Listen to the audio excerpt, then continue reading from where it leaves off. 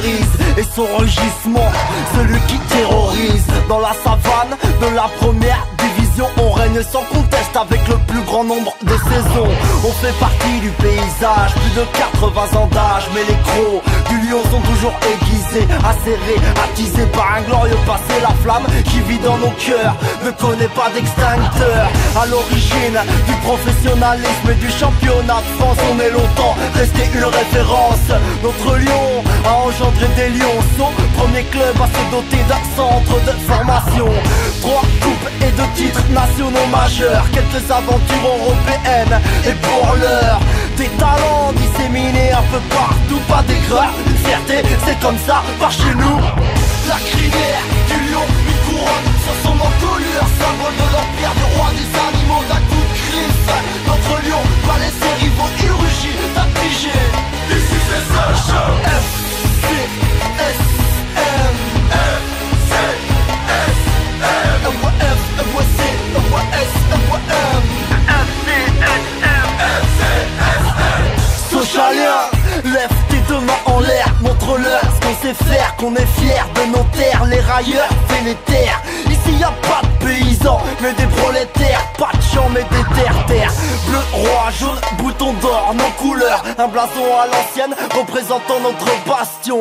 Stade Auguste, Bonal, référence peu banale, symbole d'un héros fusillé sous l'occupation. Jadis, la plus belle pelouse de France. Rappelle-toi du virage sud et des faibles influences. Ici ça bosse à l'usine, juste à Péco, donc on n'apprécie pas quand ça mouille pas le maillot. La défaite, on l'accepte pas, le déshonneur. Le salaire de nos encouragements, c'est la sueur. Les joueurs, les présidents, les entraîneurs passent, mais nous on reste fidèles à nos couleurs. La crinière du lion, une couronne sur son encolure, symbole de l'empire du roi des animaux d'un coup de griffe. Notre lion va laisser rivaux, il rugit, t'as pigé. Ici c'est Sacha F, C, S, M, F, C, S, M, F, C, S, M, F, C, S, M, F, C, S, M. Au lieu de taille, supporte le club de ta ville. Arrête de sucer les vainqueurs, c'est trop facile. Le foot et ses tribunes, pas un loisir mais une culture, un mode de vie, pas une mode, une école. Avec ses codes et ses valeurs, ses bonheurs et ses malheurs, ses tripes et ses bad trips et son éthique. C'est tout sans cœur que l'on vocifère au milieu des drapeaux, des fumigènes à domicile à l'extérieur. En bus, en train, en J9, en Gova ou en stop, on a visité la France et même un peu l'Europe. C'est notre adrénaline, un truc ancré en nous comme un tatou indélébile. On n'est pas débiles et pourtant c'est devenu un crime d'être supporter. On a même le privilège d'avoir des lois particulières. Mais dis-leur que leur attitude sécuritaire n'éteint pas notre ferveur, bien au contraire. À la vie, à la mort, le blason sur le corps. À la vie, à la mort, jaune et bleu dans le cœur. C'est pour les frères et les sœurs. Seconde mort, toujours premier au score. Dis-le bien au commissaire. À la vie, à la mort, le blason sur le corps. À la vie, à la mort, jaune et bleu dans le cœur. C'est pour les frères et les sœurs. Seconde mort, toujours premier au score. Dis-le bien au procureur. C'est pour les mecs à l'ancienne, ceux qui ont bâché d'Ajaccio jusqu'à Valenciennes. UVS, JS,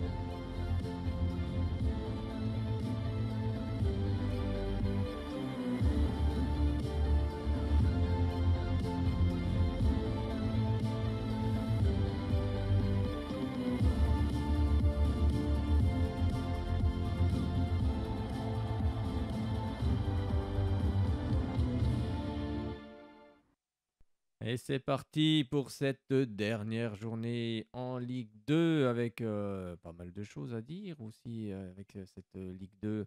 Avec tout d'abord, on va regarder un petit peu les résultats pour les clubs qui n'avaient pas grand-chose à jouer, par exemple entre Grenoble et puis Guingamp, avec la victoire de Guingamp du côté de Grenoble 2 buts à 0.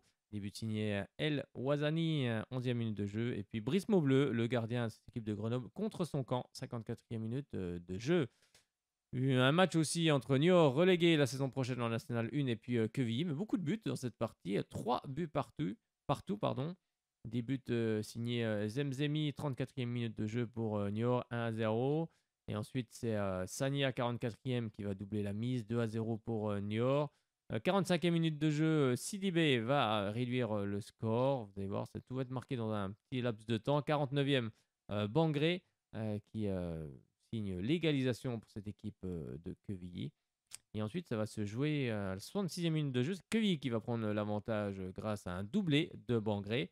Et c'est finalement Bilal Boutoba, 90e, qui lui, je pense, va être très convoité lors des transferts, car il n'a pas prolongé du côté de Niort, qui va donc égaliser pour cette équipe de Niort. Et on en restera là, 3 buts partout. Une rencontre aussi entre Amiens et Laval.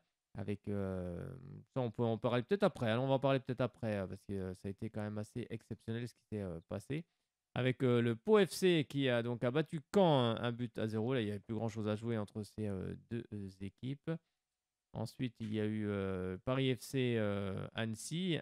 Un but à 0 pour le Paris FC qui donc faisait plonger Annecy. Mais on va en reparler tout à l'heure car pour le moment, le classement est figé. Vous allez bien vous rendre compte pourquoi. Parce qu'il s'est passé beaucoup de choses en Ligue 2. Il s'est passé des choses en Ligue 1 pas très jolies. Bah, c'était pas mieux en Ligue 2. Je crois que les gens ont explosé un peu partout. Il y a un truc bizarre.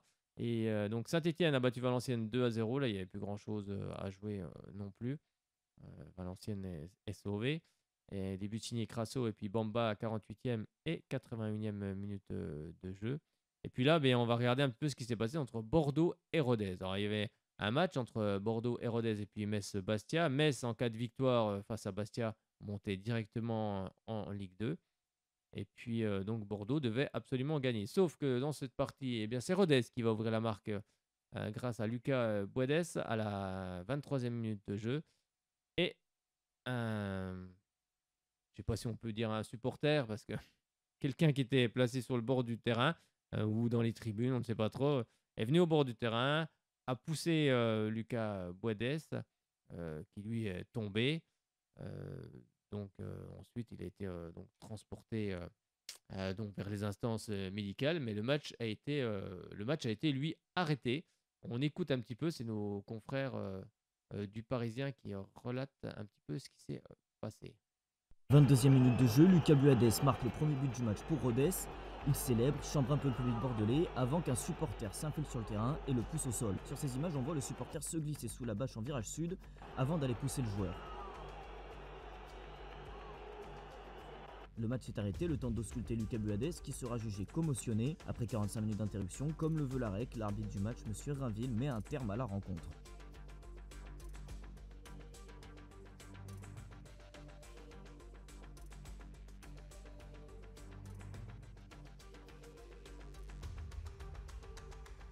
Une décision d'autant plus importante que Bordeaux joue pour remonter en Ligue 1 et à cause de cet incident, les Girondins pourraient perdre ce match sur tapis vert. Franchement dégoûté par le mec qui arrive de nulle part et qui vient faire ça. Après moi je trouve ça bizarre quand même que apparemment il est commotionné le joueur. Bon j'ai pas vu ça, sur les images j'aurais pas l'impression que c'était beaucoup mal. J'ai l'impression que c'est un peu de la comédie donc peut-être qu'ils ont joué le coup Rodez pour assurer leur place en Ligue 2 et peut-être c'est tactique. Puisque l'autre enjeu de cette rencontre, c'était le maintien de Rodez. Avec une victoire, les Ruténois passeraient devant Annecy et se maintiendraient en Ligue 2. Le club bordelais sera entendu en commission de discipline lundi pour tenter de se défendre et de faire rejouer le match.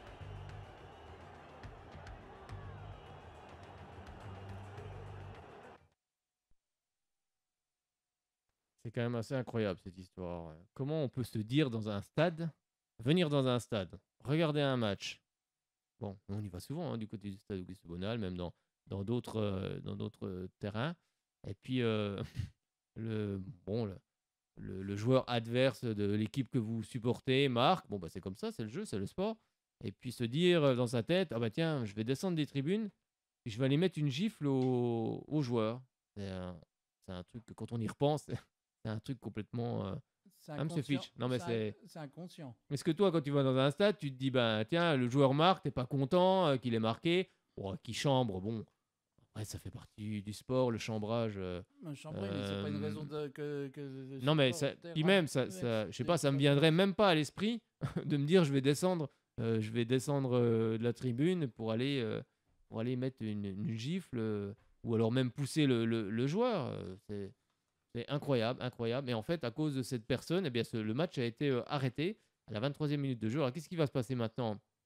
Ben, on n'en sait trop rien. On n'en sait trop rien parce que je ne sais pas ce qui a été décidé aujourd'hui. Je crois que c'est repoussé encore à la semaine prochaine, c'est ça, monsieur Fitch? C'est ça, tout à fait. Puis, la Ligue a placé le dossier d'instruction et le résultat du match n'est pas encore comptabilisé. Donc, oui, il n'y a rien de validé en fait pour le moment. Non, donc c'est reporté à lundi prochain. Donc, oui, c'est ça. Donc on va écouter monsieur Rainville. Pour l'instant, on peut dire que Metz est sportivement en Ligue 1. De toute façon, quoi qu'il en soit, on peut dire parce que oui. Metz a gagné. Donc, sportivement, ils sont en Ligue 1. Mais ça pose aussi un autre problème parce que Rodez n'est pas forcément encore sauvé. Et puis il y a Annecy. En bas de tableau, c'est ça. Encore, mais il y a Annecy aussi. Tableau, c'est acté. Quoi. Donc les dirigeants d'Annecy, eux, ne sont pas contents du tout. Mais on va écouter tout de suite monsieur Rainville qui explique aussi l'arrêt définitif de la partie. L'arbitre, monsieur à tous, si on se retrouve ici à cette heure-ci, c'est pour vous annoncer que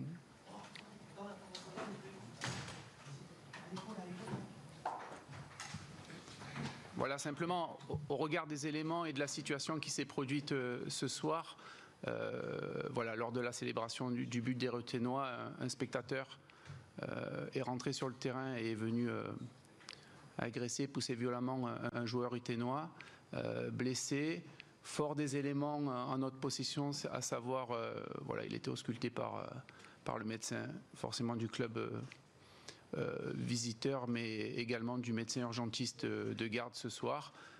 Les éléments sont probants et le joueur ne peut reprendre, puisque commotionné, ne pourra reprendre la rencontre. Et en collaboration avec l'équipe des délégués et la LFP, nous avons respecté le règlement, à savoir que le match ne reprendra pas.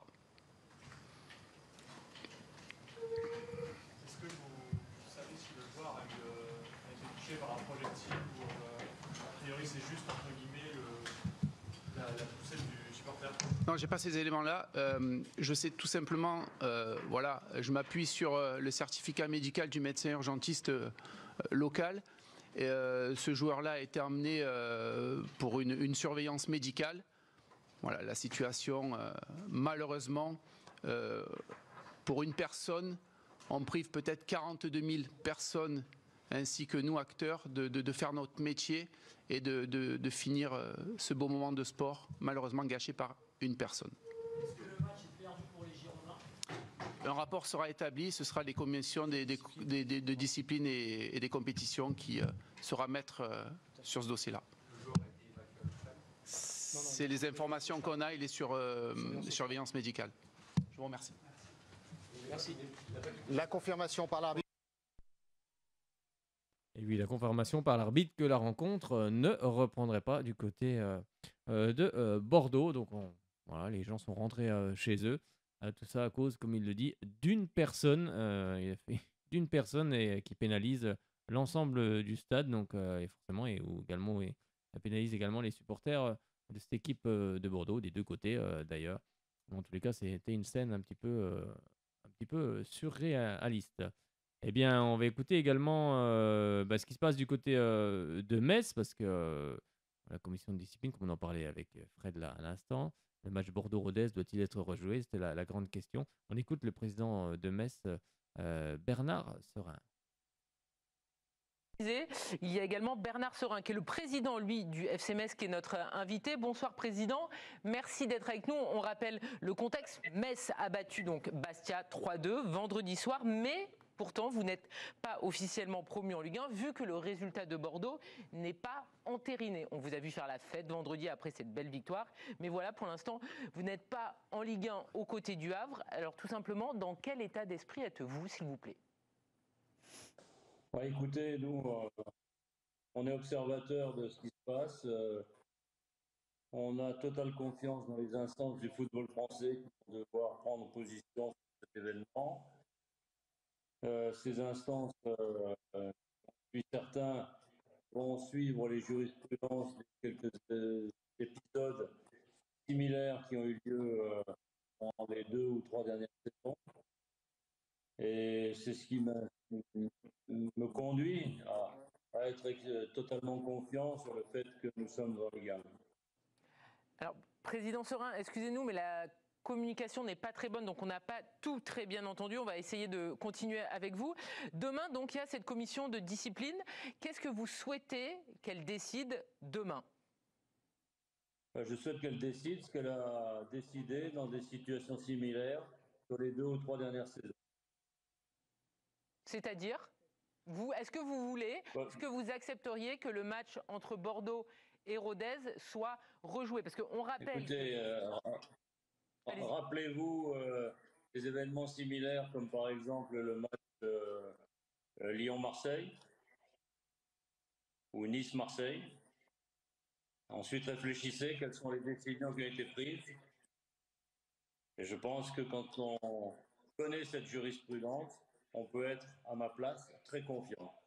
Président, il y en a un qui a été rejoué et l'autre non. Donc ce sont déjà 2 exemples que vous nous donnez qui n'ont pas eu les mêmes... C'est ce qui te laisse entendre. Bonsoir, Président. Mais, sauf erreur de ma part, le Lyon-Marseille, lui, s'est arrêté, pas allé à son terme, et on n'a plus jamais revu. Mais je pense au Nice-Marseille, il est allé à son terme, le Nice-Marseille. La première bouteille de paillettes. Et ça n'a pas empêché... Non, Nice-Marseille a repris, les Marseillais ne sont pas revenus sur la pelouse. Oui. L'arbitre était revenu sur la pelouse, avait donné le coup d'envoi avec une seule équipe présente et les Marseillais n'étaient pas revenus sur la pelouse. Voilà ce qui s'était passé. Mais donc, Président Serin, juste dites-nous clairement, si demain la commission dit... Bordeaux-Rodez doit être rejoué, ou Bordeaux-Rodez doit reprendre à la 22e minute. À la 22e minute, il y avait 1-0 pour Rodez. Est-ce que vous accepteriez cette décision de la commission? Écoutez, moi je vais me référer à la jurisprudence des 2 ou 3 dernières saisons. En fonction de la décision qui sera prise, bien évidemment, si elle est en continuité, si elle est conforme, je l'accepterai, mais si elle est décalée par rapport à la jurisprudence, je ne l'accepterai pas. C'était donc ce que pouvait dire Bernard Serin, le président de ce club de Metz, donc qui a battu Bastia 3-2. On va écouter d'autres réactions, car avec la réaction également de Gérard Lopez, pas l'entraîneur, le président de l'équipe de Bordeaux, justement, après ce qui s'est passé en conférence de presse. Mais le score de cette rencontre, le match a été arrêté définitivement, n'est pas pris en compte ce soir. Ce sera décidé lundi en commission de discipline. Et écoutez bien, le président de Bordeaux, Gérard Lopez, puisque Bordeaux ne retrouvera pas la Ligue 1 a priori la saison prochaine, sauf que lui, visiblement, a décidé de se battre. Écoutez-le bien, c'était il y a quelques instants. Voici sa position. D'abord commencer par, pas commencer, j'ai une déclaration à faire. C'est la première chose, il est clair que pour préserver les droits du club et l'institution, ce qui est quand même le plus important, on va porter plainte contre l'individu. Dans un deuxième temps, il est clair aussi que j'aimerais que ça se joue sportivement et sur un terrain. Ça reste du foot. Troisièmement, on sera lundi, bien sûr, présent en commission et on fera valoir tous nos droits, ainsi que les droits en appel, etc., si jamais il fallait aller là-bas. Et puis finalement, et c'est peut-être quelque chose d'un élément très important, étant donné ce qu'un individu a fait, c'est qu'on a quand même 42 000 personnes dont je suis très fier parce qu'elles sont parties en fait dans un calme absolu, alors que c'est une situation, on va dire, qui aurait pu être tendue dans beaucoup d'autres clubs. Donc voilà, je tiens aussi à les remercier. Les mots qui ont leur sens, vous l'avez compris très clairement, ça veut dire que Pierre, que Bordeaux va demander lundi à rejouer le match face à Rodez et est donc prêt à faire appel s'il le faut, si on ne leur donnait pas satisfaction sur ce terrain-là juridique. Ça veut dire que cette histoire est loin d'être terminée.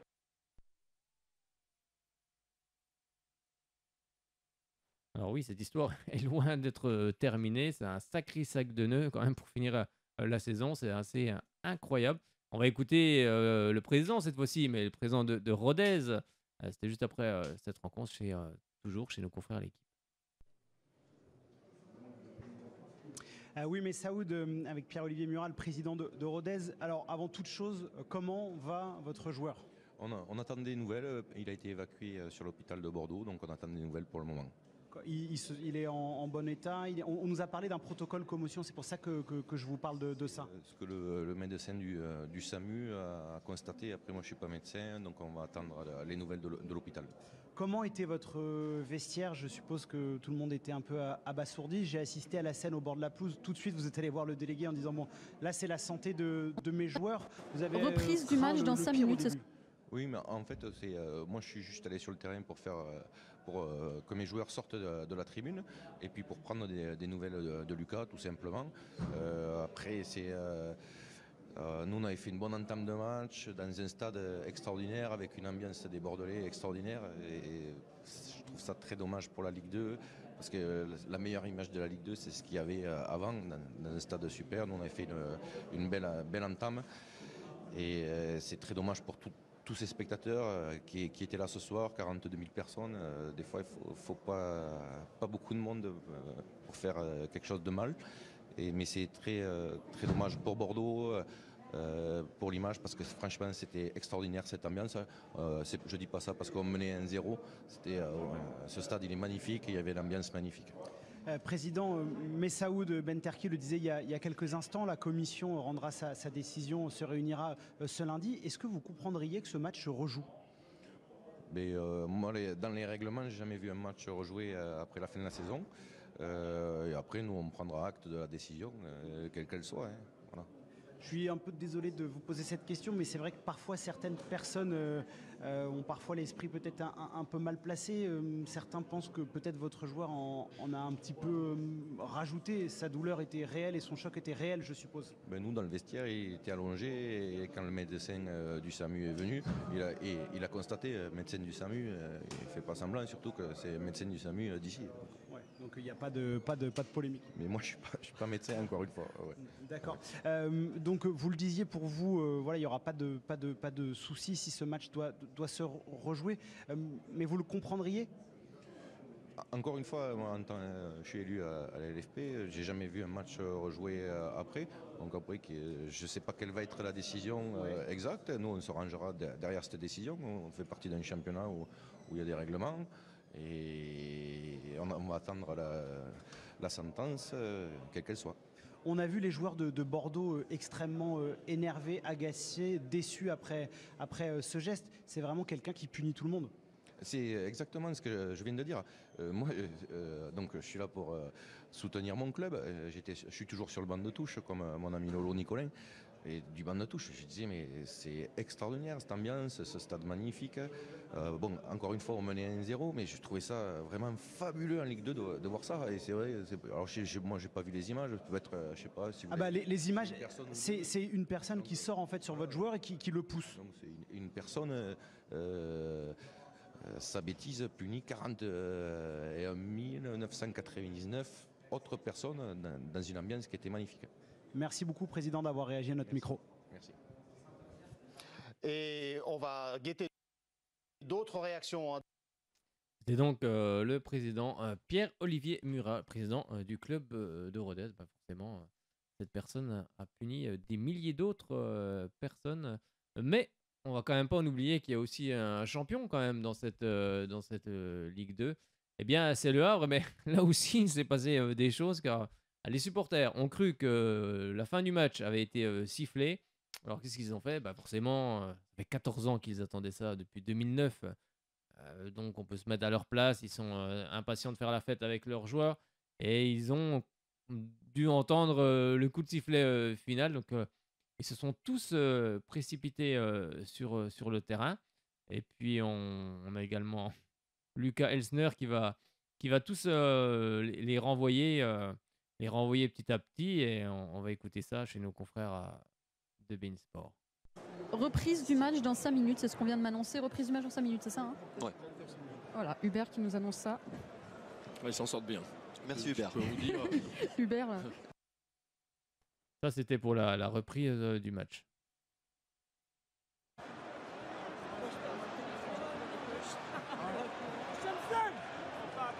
Faut pas qu'ils rentrent sur le terrain, eux.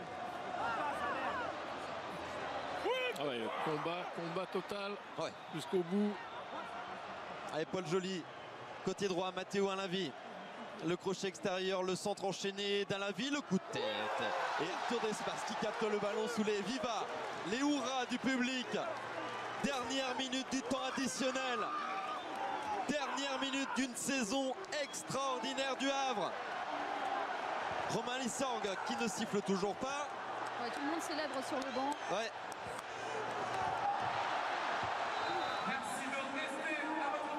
Encore un supporter sur le terrain. Deux supporters sur le terrain. Attention parce qu'il reste encore un petit peu de temps. 3, 4.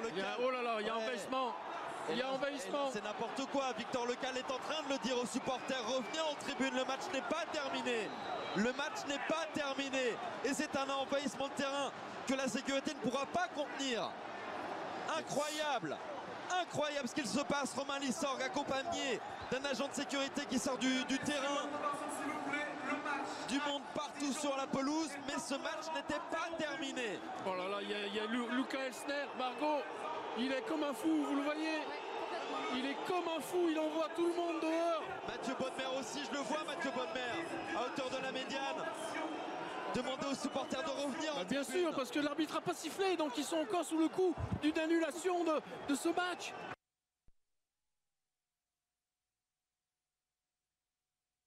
Bon, si vous avez entendu, les supporters ont envahi donc le terrain. Ils étaient très pressés de fêter le titre. Mais c'est vrai que ça peut très bien avoir des conséquences. Mais voilà, l'arbitre a demandé aux joueurs de Dijon de revenir sur le terrain. Ils n'ont pas accepté apparemment.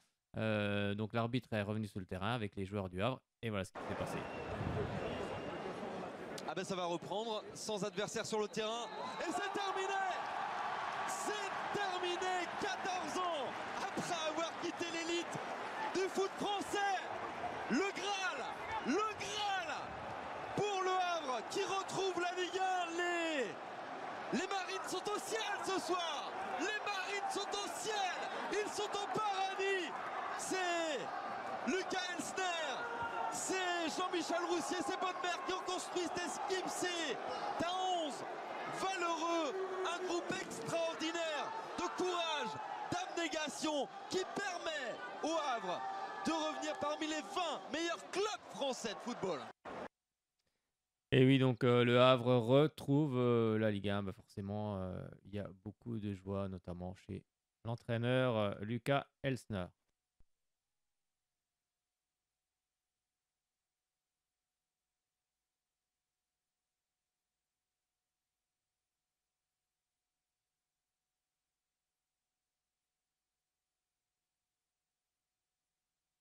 Bon, alors on a du mal à faire revenir Luca Elsner apparemment. Voilà, ça ne veut pas partir. Voilà, c'est des moments comme ça, c'est l'informatique. Les joies de l'informatique. Bon, ben, on l'écoutera peut-être un petit peu plus tard, Luca Elsner. Et forcément, on va écouter un petit peu Victor Lecal, le joueur. C'est un moment extraordinaire, on l'attendait depuis longtemps. Et surtout pour moi qui est issu du centre de formation, faire monter le club en Ligue 1, c'était le rêve ultime et voilà, on l'a fait aujourd'hui. C'est exceptionnel et en plus vous êtes en fin de contrat, vous me voyez venir, est-ce que c'est votre dernier soir avec le Havre ou pas? Pour l'instant je profite du moment présent, après on se posera et on discutera. Mais pour l'instant je profite et c'est que du bonheur.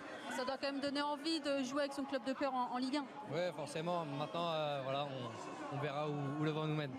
Merci Victor, merci. Et donc Victor Lecal. Allez, on va revenir vers Luca Elsner, peut-être que ça va marcher cette fois-ci. Non, décidément, on n'a pas de chance. Et oui, donc le Havre retrouve donc la Ligue 1, comme on le disait, 14 ans après. On va écouter Mathieu Bonnemer, le directeur sportif du Havre, mais qui va peut-être s'en aller du côté de Lyon. Mais vous allez voir, on le voit du côté de Lyon. Mais lui, il répond. Oui, je suis avec Mathieu Bodmer. Mathieu, vous, le Normand, même si vous êtes formé à Caen, vous avez joué à Caen, qu'est-ce qu'elle représente cette montée? Beaucoup de travail, beaucoup de plaisir, beaucoup de sacrifices pour tout le monde. Si Nabil Alioui avait mis un peu plus de buts, on aurait moins tremblé. Mais on très bien, c'est déjà très bien. Mais on ne leur veut pas. C'est beaucoup de plaisir. Franchement, beaucoup de plaisir. On est content que ce club remonte. Vous y êtes pour beaucoup dans cette saison. Vous êtes arrivé l'été dernier. Il y a eu ce recrutement fantastique, il faut le dire. Vous avez aussi une grande part dans la réussite finalement de cette saison. Non, c'est pas que moi, c'est le président, c'est Momo Elkara, c'est Julien Momon, c'est le staff, c'est les joueurs. Ce qu'on a fait, c'est qu'on a créé une famille. Et avec le titre, ils ne l'oublieront jamais. Et ça, c'est le plus fort dans le foot. En tout cas, vous êtes très sollicité après une telle saison. Il y a notamment l'Olympique Lyonnais qui serait intéressé par votre profil. C'est pas vrai, ça. Je l'ai déjà dit tout à l'heure. C'est des trucs de journalistes. Il n'y a pas eu de contact. Il n'y a pas eu de contact. Mais est-ce que vous, ça peut vous tenter une nouvelle aventure? Pas pour le moment. Donc vous serez au Havre la saison prochaine? Oui, je suis très bien ici. Donc vous nous le confirmez? Je suis avec mes enfants, tout va bien. Super, on vous laisse profiter en tout cas. Merci. Merci Mathieu. Bon, bah c'est clair au moins. Il n'ira pas à Lyon. Apparemment, il est très bien au Havre. En tout cas, il a fait du très bon travail. Allez, on écoute quand même la levée du titre. Et Victor Lécal qui va soulever dans quelques instants ce trophée de champion de France de Ligue 2. Il va retrouver ses coéquipiers. Et là, ça va être la folie. Ça va être la folie sur plusieurs milliers encore sur la pelouse pour fêter cette équipe.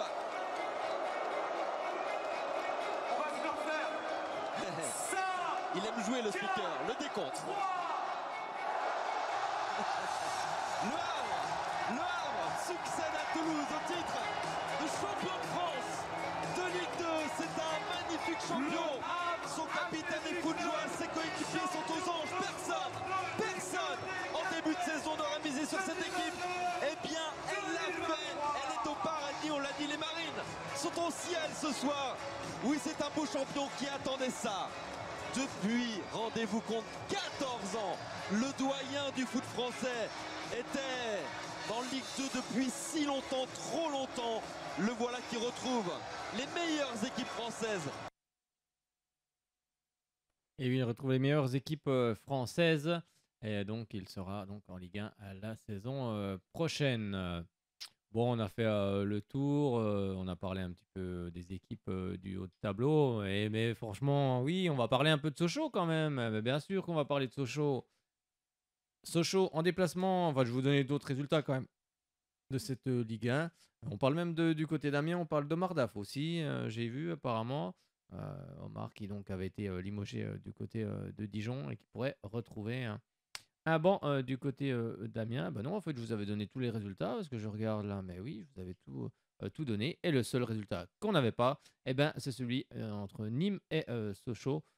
Les Sochaliens qui étaient partis du côté de Nîmes avec un groupe, il faut aussi le rappeler, très rajeuni.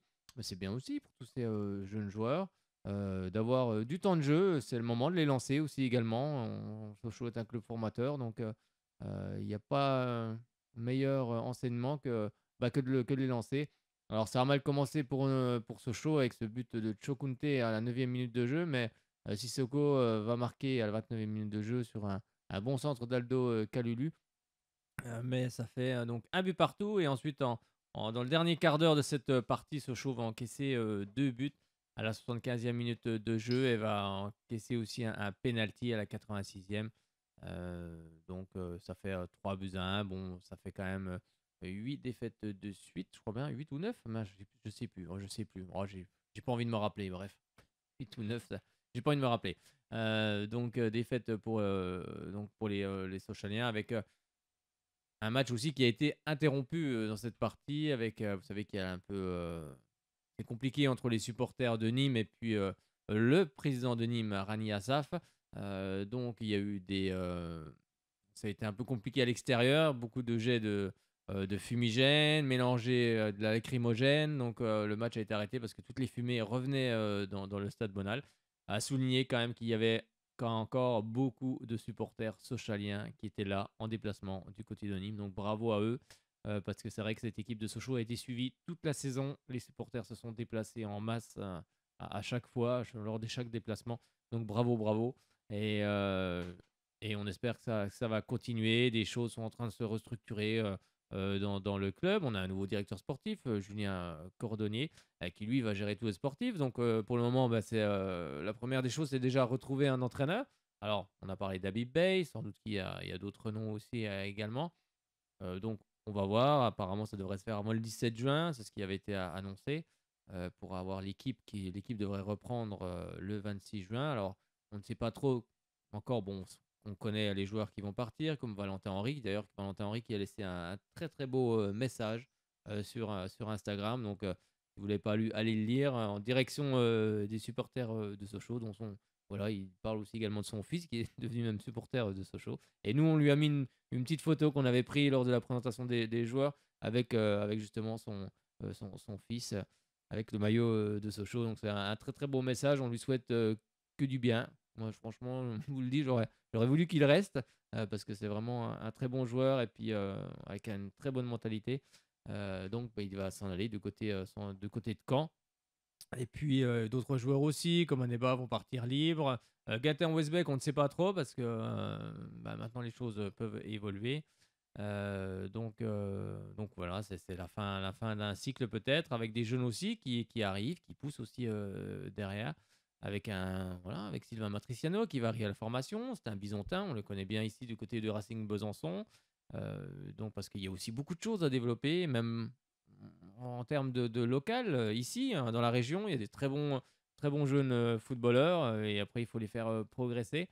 Donc, il y a beaucoup de choses à faire. Il y a quelque chose qui se restructure sans doute au club. Il faut se poser les bonnes questions. Pourquoi d'un seul coup, on était dans les premières positions et puis d'un seul coup, après cette deuxième période à Bastia, tout s'écroule. Mais avant ça, on va revivre le résumé de ce match entre Nîmes et Sochaux. Nîmes, 19e, dispute son dernier match de la saison de Ligue 2 BKT avant de rejoindre le National lors du prochain exercice. Le Nîmes Olympique reçoit Sochaux, 6e, qui a complètement perdu le fil de la montée ces dernières semaines avec 7 défaites consécutives. Série en cours sur les 15 derniers matchs. Croco et Lyonceau n'ont gagné que 11 et 13 points. Seul Niort, dernier du championnat, a fait moins bien sur la période.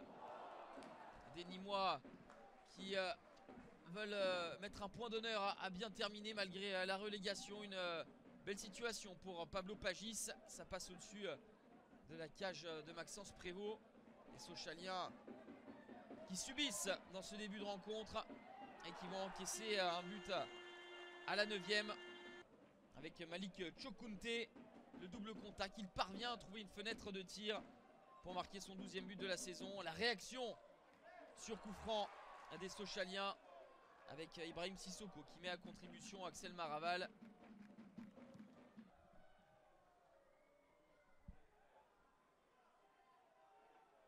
Sochaux qui est bien revenu dans la partie avec des situations beaucoup plus d'envie. Une égalisation méritée à la 29e. Ibrahim Sissoko, le Malien, pour son 13e but de la saison. Une tête hors de portée d'Axel Maraval. Un partout, c'est le score à la pause.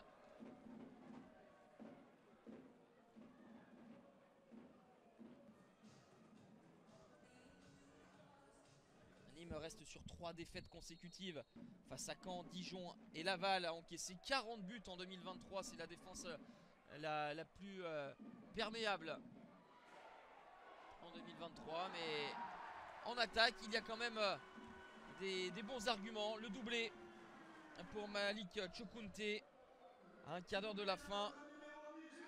Nîmes reprend les commandes de cette partie. 13e réalisation pour Malik Chokounté.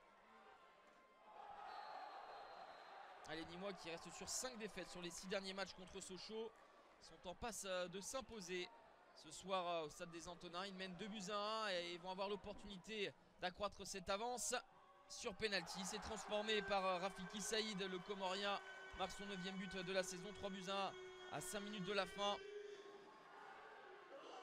Une 8e défaite consécutive se profile pour les Lionceaux.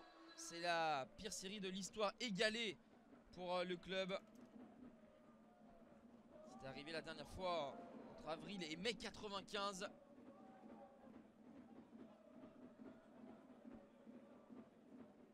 Sissoko qui rate son enchaînement, le dernier geste et un dernier coup franc capté par Maraval. 3-1 pour Nîmes, score final, une victoire pour l'honneur avant de rejoindre le national la saison prochaine. Sochaux termine 9e après une fin de championnat compliquée avec 8 défaites de rang.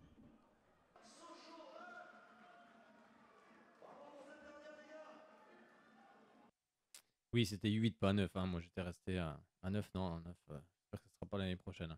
Et là, on est avec Lionel. Bonsoir, Lionel. Bonsoir, Fred. Est-ce que tu nous entends bien? Oui. Bon. Bon, Lionel, ça se termine... bon. Ouais, ça se termine en queue de poisson. Ouais. En queue de poisson, bon. Défaite. Bon, après, c'était un groupe quand même très, très rajeuni. Faut aussi... Ouais. Bref, pas chercher d'excuses, mais bon. Ça peut, voilà, c'est quand même... Moi, j'ai peur pour l'année prochaine, hein, la saison prochaine, avec les jeunes, là, ils sont pas trop de niveau. Hein. Oh non, moi, ça me fait pas forcément peur. Moi, je trouve qu'il y en a quelques-uns qui ont quand même... Oui, il y en a deux, voilà. Qui ont quand même du niveau. Deux, trois, voilà. Mais... Oui, bah après, de toute façon... Vraiment, parce qu'apparemment, moi, j'ai écouté Cordonnier, on va repartir sur une équipe très jeune. Hein. Oui, mais on est là pour former des joueurs. Ça sera pas Habib Bey ni Loré. Hein. Oui, bon, après on verra. Après, Habib Bey a rencontré ses dirigeants hier, on ne sait pas ce qui s'est passé. Après, Thierry Lauré... Le Chinois ne mettra pas d'argent, il a encore un contrat, il a encore ce contrat.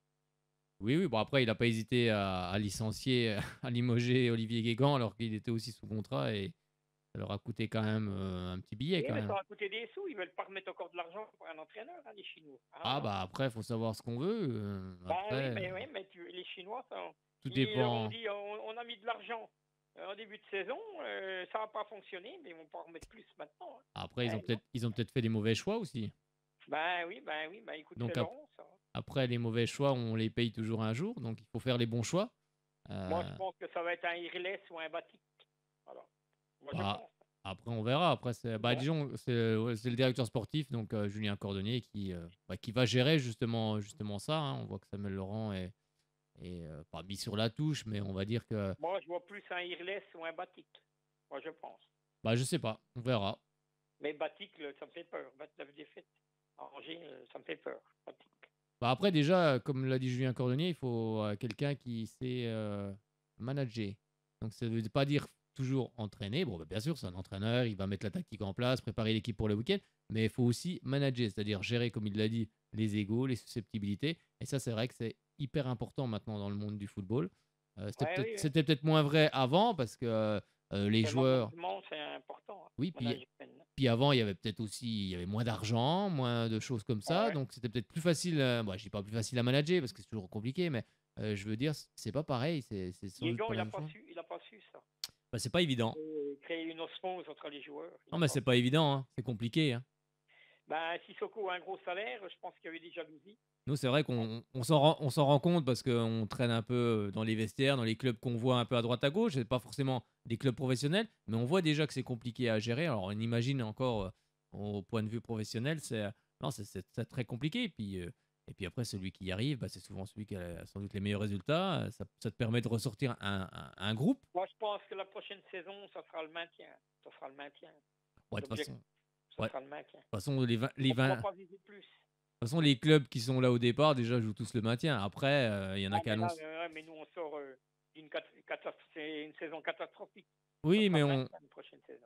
Bon, catastrophique, oui, pour la fin de championnat. C'est les 8 dernières rencontres, mais quand même... Elle est quand même pas aboutie. La saison n'est pas aboutie. Jusqu'à la seconde période de Bastia, on était quand même bien. On a 7 points d'avance sur les premiers renégats. Oui, parce qu'ils ont... On a 20 points. 20 points des premiers. Ouais, parce que l'équipe, elle a lâché complètement après Bastia. C'est catastrophique. L'équipe, elle a lâché complètement après Bastia, mais jusqu'avant Bastia, c'était quand même pas mal. C'est catastrophique. Moi, juste avant Bastia, ça allait quand même. On a quand même vécu des belles rencontres. Des Aracons. Mais Moi, j'ai discuté avec le directeur sportif. Il m'a dit bien avant quand il y avait des tensions. oui, il y avait des tensions qu'on ne voyait peut-être pas. Il me l'a dit, il y a des clans. Il y a des clans. Voilà. Oui, sans doute. De toute façon, quand il y a des résultats, quand d'un seul coup l'équipe elle plonge, c'est qu'il s'est passé quelque chose. Soit il s'est passé quelque chose dans le vestiaire, donc à la mi-temps de Bastia Sochaux, soit il y a eu quelque chose, parce que c'est pas possible quand tu reviens, tu mènes 2-1 et tu t'écroules comme ça. C'est aussi faire des partenariats avec les clubs locaux. Oui, c'est bizarre. Soit il s'est passé quelque chose là, puis après, c'est parti. Après, il y a peut-être.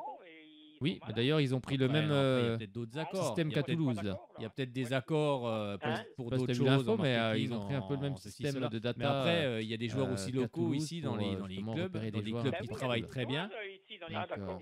Dans des clubs qui travaillent très bien. Bon, après, ils vont peut-être pas être contents. Je sais pas si c'est vraiment le même, mais prendre nos joueurs et tout. Mais j'ai cru voir non, mais ça travaille très bien dans les clubs franc-comtois. Et je pense qu'il faut quand même aller. C'est peut-être pour ça aussi qu'ils ont pris Sylvain Matriciano comme directeur du centre, parce que c'est un local. Alors après, attention, parce que là, ils vont en perdre beaucoup, Toulouse. Alors après, c'est Oui, mais comme certains disent c'est bien. Mais après, ça sera pas d'aller non plus des joueurs, on a des très bons. Le mettre à jouer de l'équipe. Attention. Après, l'année d'après. Après, oui, après, c'est des noms qui circulent. Dimitri Lénard, ça fait au moins 5 ans que j'entends qu'il doit venir signer à Sochaux.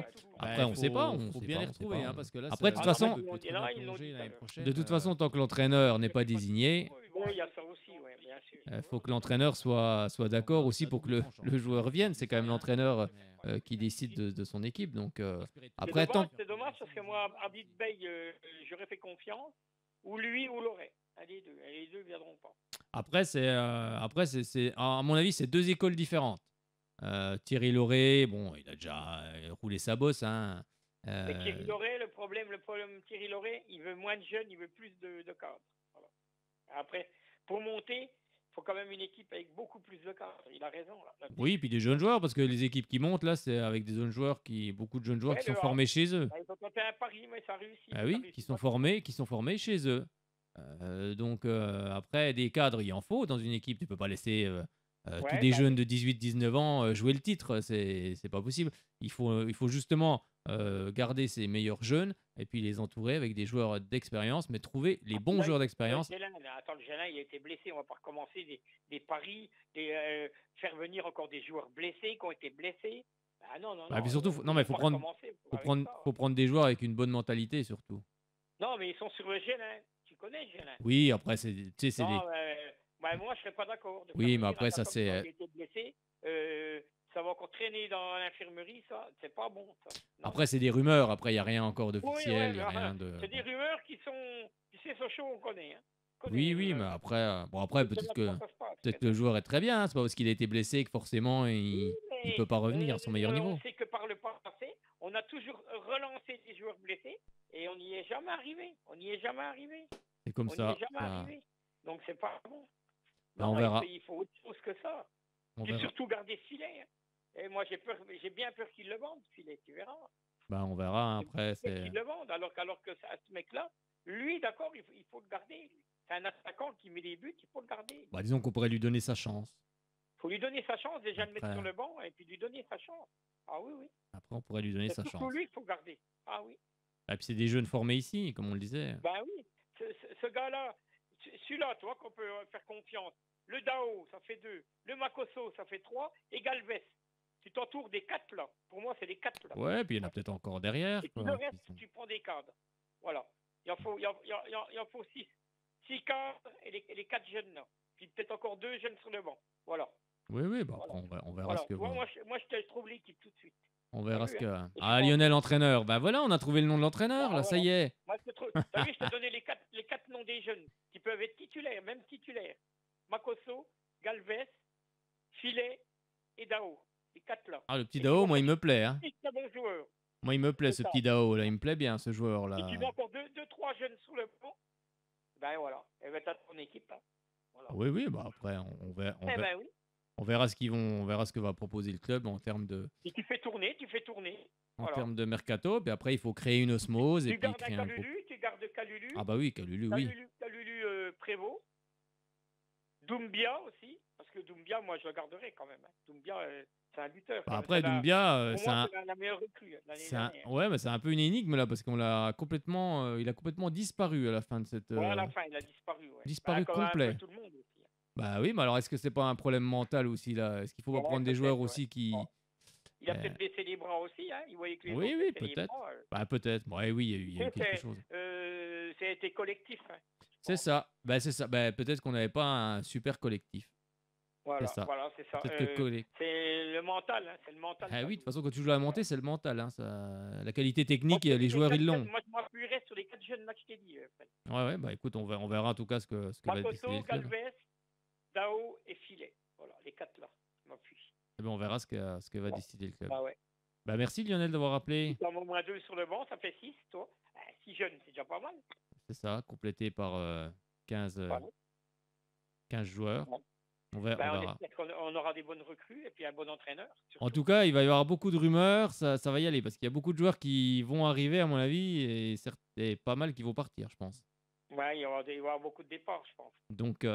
Donc je pense que ça va aller bon train, là. Les rumeurs, ça va Après, aller. Le dernier match à Nîmes, ça veut plus rien dire. Les mecs, ils avaient déjà... Non, puis c'était un groupe très rajeuni. Après, c'est dommage qu'on aurait pu essayer d'accrocher au moins un point. Mais après, surtout, ce qui est important, c'est aussi de bien terminer une saison pour en commencer une autre. Hein. Donc une victoire, c'est toujours important. On a terminé mal. C'est toujours important. 8 défaites, c'est quand même rageant. Hein. Donc là, il faut faire un coup de ménage, comme on dit. Il faut faire du ménage. Mais ça, c'est Julien Cordonnier qui s'en chargera. Voilà, maintenant, c'est lui qui va être en... Là, aussi, il faut faire le ménage. Là, qui va être en responsabilité du sportif. Donc, moi, je sais pas. Moi, j'ai confiance. Je pense qu'un jour, on sera comme le Havre.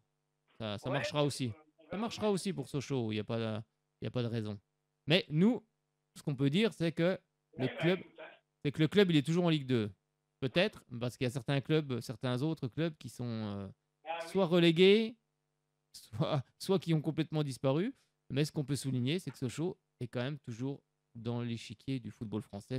Même si on voudrait qu'il soit plus haut, bien évidemment, tout le monde voudrait qu'il soit plus haut. Mais moi, je vous le dis, je suis persuadé que ça viendra un jour. Westbeck, je pense qu'il va partir. Hein. Oh, c'est pas si sûr. Ouais, ou alors ils le gardent. Ils vont faire l'équipe autour de Westbeck. C'est pas ça, mais il faut surtout qu'il y ait des clubs qui soient intéressés ils peuvent aussi. Faire l'équipe autour de Westbeck, hein. Ça se peut aussi. Hein.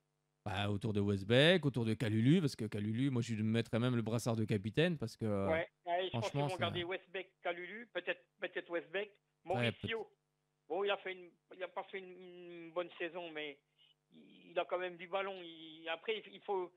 Il a la qualité technique. Mauricio, faut pas le faire jouer sur un côté. Il a la qualité technique. Pour moi, c'est un attaquant libre au milieu de terrain. Ouais, après peut-être que le il joue dans un mauvais schéma tactique. Tu sais, le nouvel entraîneur qui va arriver, il va rebattre toutes les cartes. Hein.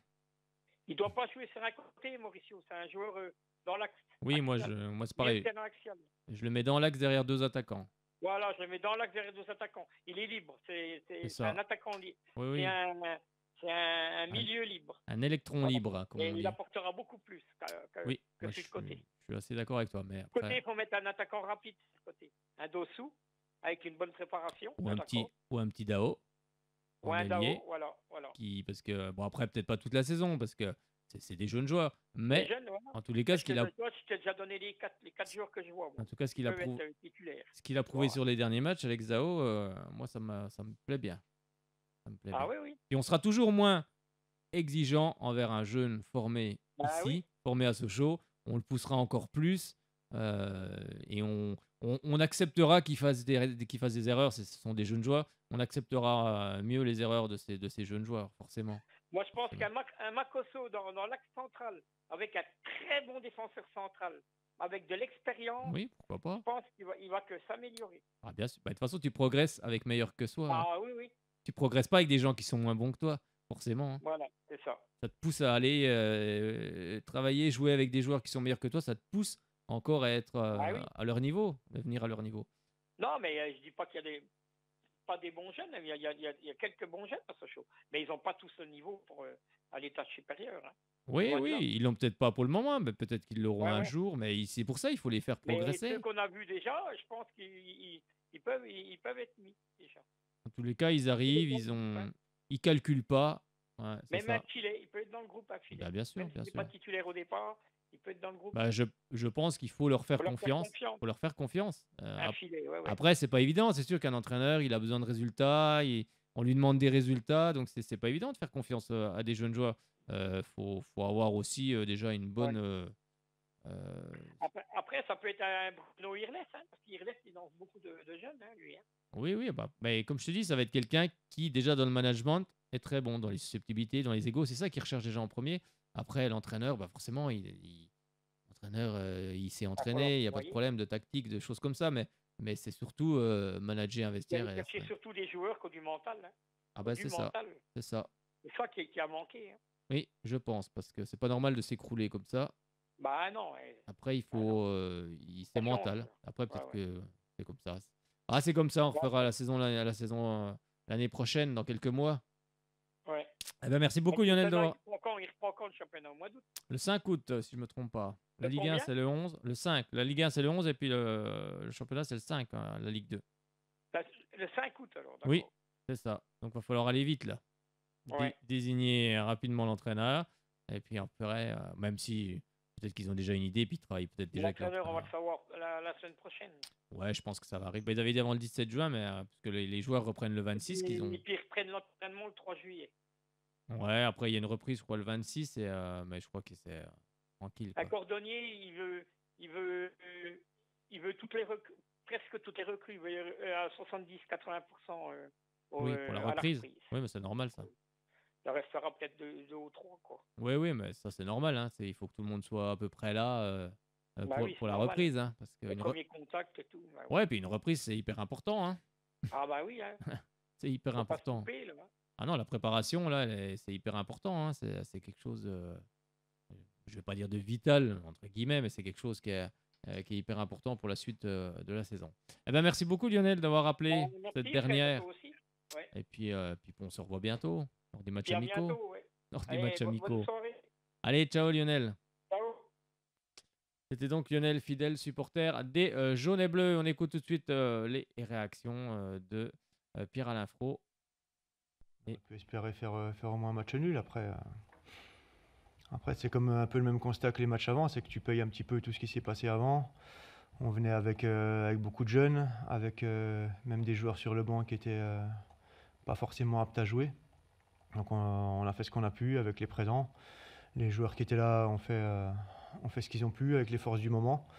Mais encore une fois, ça n'a pas suffi, ça veut pas sourire. Je suis déçu un petit peu pour les jeunes qui commençaient, pas facile. Et pour ceux qui ont joué le jeu jusqu'au bout, j'aurais été content qu'ils soient récompensés. On savait en arrivant que si on était là, c'est qu'il y avait des choses qui n'allaient pas. On s'est rendu compte que oui, déjà, comme j'ai dit, il y avait pas mal d'absents, il y avait quand même quelques tensions à l'intérieur du groupe. Et j'espère qu'on va pouvoir régler tout ça, que le club va pouvoir repartir sur la saison prochaine sur quelque chose de plus positif. On va dire que ce ne sera pas difficile de faire mieux que cette fin de saison, mais c'est dommage parce qu'il y a quand même un sentiment de gâchis avec l'effectif qu'il y avait cette saison de finir comme ça. Je pense que c'est intéressant pour eux. Moi, si j'avais pu, avec le règlement, j'en aurais même mis plus parce qu'au moins on savait qu'il y avait des joueurs motivés. Ils ont souffert un petit peu physiquement sur la fin et commencé à avoir des crampes, mais ils ont beaucoup donné. Et puis il y a un petit peu de stress, je pense, du premier match, le rythme qui est différent. Mais voilà, c'est des jeunes, ils ont fait le maximum. On sait que quand il y a des jeunes joueurs, ils peuvent faire des erreurs. Ils en ont fait quelques-unes, mais en tout cas, moi, je ne leur en tiens pas rigueur parce qu'ils n'étaient pas dans des conditions optimales non plus pour débuter. Donc, il s'est passé des choses intéressantes. Le petit Alex Dao a fait des choses intéressantes. Il a manqué d'efficacité, mais il va falloir qu'il travaille pour apporter ça dans son jeu. Même si ça efface pas, comme on a dit, la déception des 3 défaites.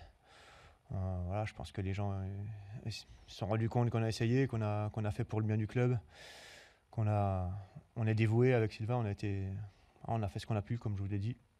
On est des enfants du club, on est des soldats du club, donc on a répondu forcément présent parce que on nous l'a demandé, et puis on répondra toujours présent dans ce genre de situation. Et voilà, je pense que les gens ont vu que ça tournait pas rond depuis un moment et que malgré nos efforts, on n'a pas réussi à inverser la tendance, mais on a déjà fait des choses avant au club qui font qu'on peut laisser une bonne image, je pense. Ouais. Vous voyez, je vous le dis, on a gagné ce soir, c'est bien.